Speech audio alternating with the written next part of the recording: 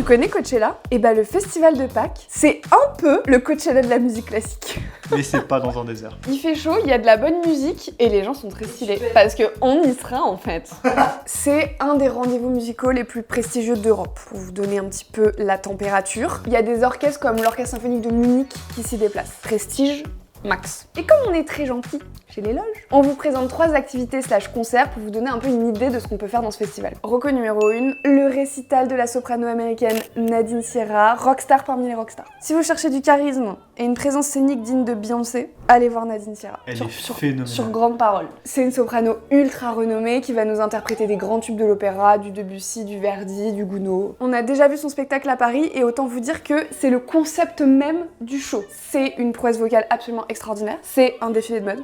Les robes de Nadine Sierra, JPP en fait. Et c'est un one-woman show. Elle interagit avec le public comme une grande humoriste. Et allez voir Nadine Sierra qui chante le fantôme de l'opéra avec Constance Arnaud. Ça, c'est pépitas. Je pense que c'est la meilleure personne à aller voir en concert pour tomber amoureux de l'opéra. Non? Ouais.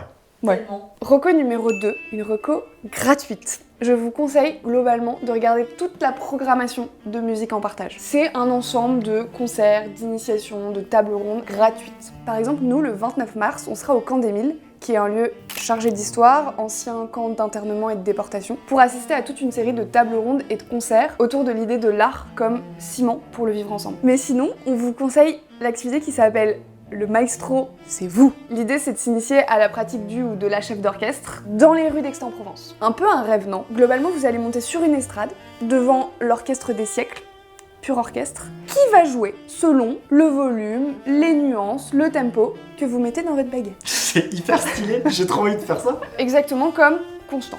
Et reco numéro 3, le grand concert d'ouverture avec Renaud Capuçon, qui est par ailleurs directeur artistique du festival. Renaud Capuçon, c'est ça.